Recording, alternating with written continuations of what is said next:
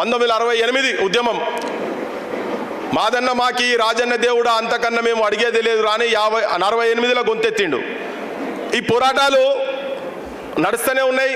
369 మందిని నిర్దాక్షిణ్యంగా కాల్చి చంపిన తర్వాత, కాల్చి చంపినటువంటి దుర్మార్గుడు కేబీఆర్ పార్క్ రూపంలో, కాసు బ్రహ్మానంద రెడ్డి పార్క్ రూపంలో ఇప్పటికీ తెలంగాణ వచ్చిన తర్వాత కూడా ఇంకా వెలిసి ఉన్నాడు అక్కడ.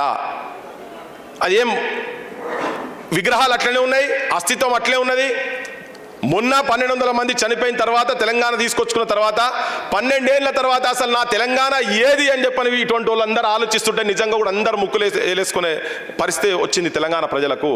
ఇప్పటికీ తెలంగాణలో ఆత్మహత్యలు ఆగలేదు, రైతుల ఆత్మహత్యలు ఆగలేదు, నిరుద్యోగుల ఆత్మహత్యలు ఆగలేదు.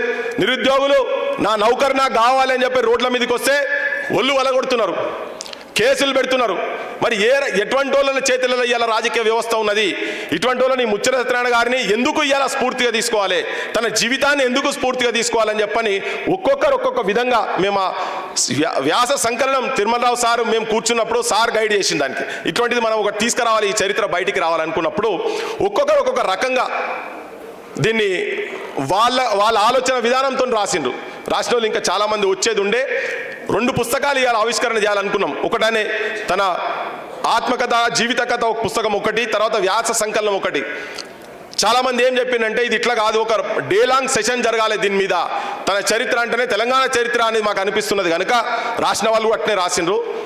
కనుక దీనికి ఇంకా విస్తృతంగా దీని మీద చర్చ జరిగి అందరినీ చాలామందిని ఇక్కడ పిలిచి మాట్లాడిపియాలని చెప్పని అనుకున్నటువంటి సందర్భంలో ఆ పుస్తకాన్ని ఇంకొక 15-20 రోజుల్లో, నెల రోజుల లోపల ఇంకా కొంతమంది కూడా ఆర్టికల్స్ రాస్తాను అనుకున్న సందర్భంలో ఆ ఒక్కటి అలా జరుగుతలేదు. ఆత్మకథ కూడా దాంట్లో వెతుకుతుంటే ఎక్కడెక్కడియో చరిత్రలు ఇవన్నీ చాలా ఇంకా కూడా ఈ పుస్తకంలో ఇంకా రావాల్సినటువంటి అంశాలు కూడా చాలా ఉన్నాయి. ఇవాళ అందరికీ తెలంగాణ యువతరం తరఫున కావచ్చు, నిరుద్యోగుల తరఫున కావచ్చు, భవిష్యత్ తెలంగాణ నిర్మాణం చేయాలనుకునేటువంటి ఆలోచన ఉన్నటువంటి అన్ని సంఘాలకు కావచ్చు, అందరికీ ఈ సభ నుంచి ఇది ఆలస్యంగా స్టార్ట్ అయింది. నేను 2 గంటల గట్టి బస్సులో మొదలు పెట్టుకోవాలనుకుంటే ఇంతకుముందు గవర్నర్ మీటింగ్ ఉండి చాలామంది వచ్చి చాలామంది వెళ్ళిపోయారు. 4-5 గంటల వరకే ఉండిపోవాలనుకున్న తర్వాత ఇక మేము టీవీలలో చూస్తామన్నా అని చెప్పి దూరంకి వెళ్ళి వచ్చిన వాళ్ళందరూ చాలామంది వెళ్ళిపోయారు. వాలంటరీగా వచ్చిన వాళ్ళందరికీ ఇవాళ వీళ్ళ మాటలు అన్ని ఛానళ్ళలో దాదాపుగా మా రఘునడీడా సీన్ ఉన్నాడు, అన్ని ఛానళ్ళలో యూట్యూబర్స్ కావచ్చు, మెయిన్ ఛానళ్ళు కూడా ఉన్నారు. మెయిన్ ఛానల్ మొత్తం చూపిస్తారో నాకు తెలియదు కానీ ఒక్కొక్క మాట ఈ తెలంగాణ గడ్డ గురించి, అస్తిత్వం గురించి వీళ్ళ గుండెలకెళ్ళి వచ్చేటువంటి మాటలు ఇవాళ వినబోతున్నారు. మీరు అందరు తెలంగాణ ప్రజానికానికి చెప్పబోతున్నా. నేను ఎవరిని మాట్లాడించినా కానీ ఈ త్యాగాలు జరిగిన తర్వాత కూడా ఎందుకు నా తెలంగాణ అస్తిత్వం ఆత్మగౌరవంతో ఎందుకు లేదు అనేది ఒక ప్రశ్న వీళ్ళందరి లోపల ఉన్నది, నా లోపల కూడా ఉన్నది. ఒక సంఘర్షణ, ఒక ఆవేదన, ఒక ఆందోళన.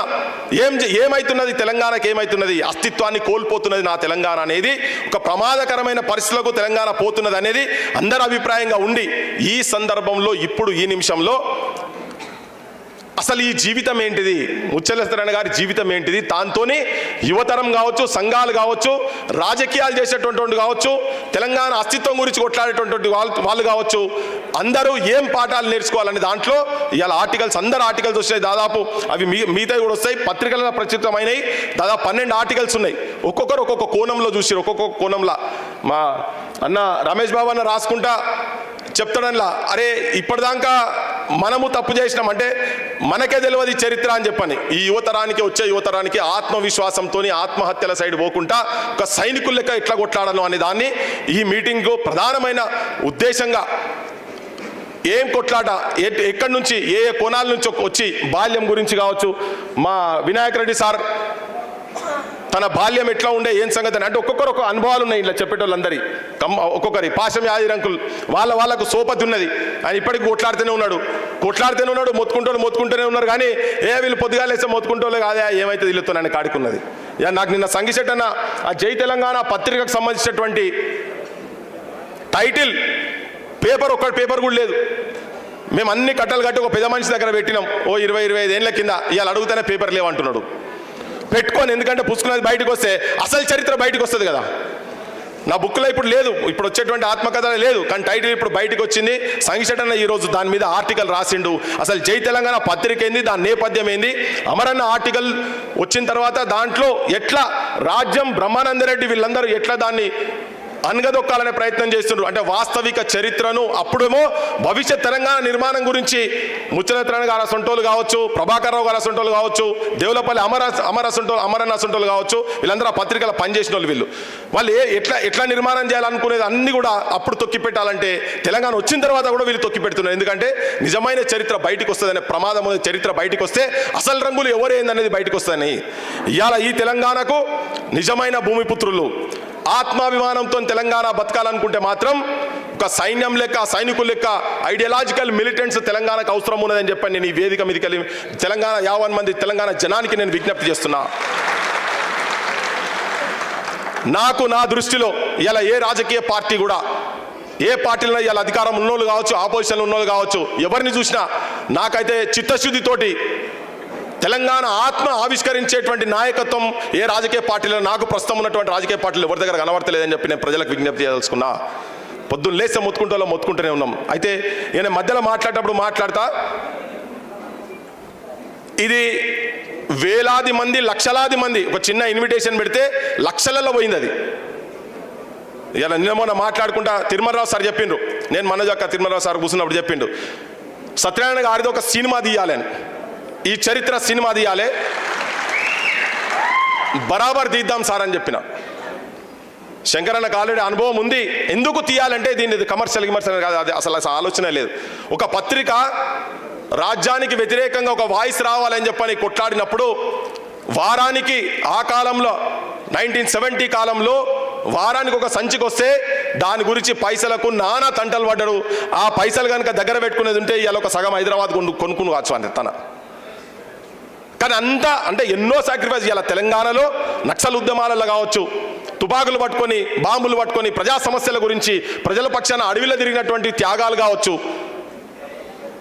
ఇలా డైరెక్ట్ తెలంగాణ ఉద్యమంలో కావచ్చు, చాలామంది దెబ్బలు తిన్నోళ్ళు, జైళ్ళ పాలైనోళ్ళు, నెలలు సంవత్సరాలు వాళ్ళ జీవితాలు తెలంగాణ గురించి అర్పించినా కానీ మళ్ళీ లాస్ట్కి వచ్చే వరకు పెద్ద క్వశ్చన్ మార్కు. ఇక్కడ మొత్తం ఆంధ్ర ఆధిపత్యాలకు సంబంధించినటువంటి, ఆంధ్ర పెట్టుబడిదారు వర్గాల చేతులలో ఉన్నటువంటి రాజకీయ వ్యవస్థ అన్ని రాజకీయ పార్టీలలో ఉంటుంది. కాబట్టినే ఇవాళ ఈ మీటింగ్ తెలంగాణ ప్రజలకు ఒక దిక్సూచి లెక్క ఉండాల్సిన అవసరం ఉన్నది కనుక చెప్పదలుచుకున్నాం. 54లో రాసిండు, తెలంగాణ సోదరా తేల్చుకో నీ బ్రతుకు మోసపోతివ నీవు గోసపడుతావు అని. పోయిన ముఖ్యమంత్రి చంద్రశేఖర్ రావు చెన్నారెడ్డి వచ్చి ఉద్యమంలో ఒక యాంకర్ ఆయన అడుగుతుంటే చెన్నారెడ్డి పెద్ద నాయకత్వం వహించింది కదంటే, కాదు అంతకు ముందే తెలంగాణ చాలా భీకరంగా కొట్లాడింది, భావజల వ్యాప్తి కిందాక పోయింది, తనను ఉద్యమానికి ఆహ్వానం పలికిండ్రు అని అన్నాడు అని చెప్పిండు. రావోయి మర్రి చెన్నారెడ్డి ఇకనైనా రావేమి వెర్రి చెన్నారెడ్డి, రావోయి రామచంద్రారెడ్డి ఇకనైనా రావేమి మూగచంద్రారెడ్డి అని పదం చెప్పిండు. ఆ పాట చెప్పిండు. నాకు నిన్న రాత్రి దొరికింది అది. మా వాళ్ళంతా వెంకటంతా చూస్తుంటే దొరికింది అది పెడితే లక్షల మందికి పోయింది. కానీ చెప్పే క్రమంలో ఒక్కసారైనా కనీసం ఇది ముచ్చల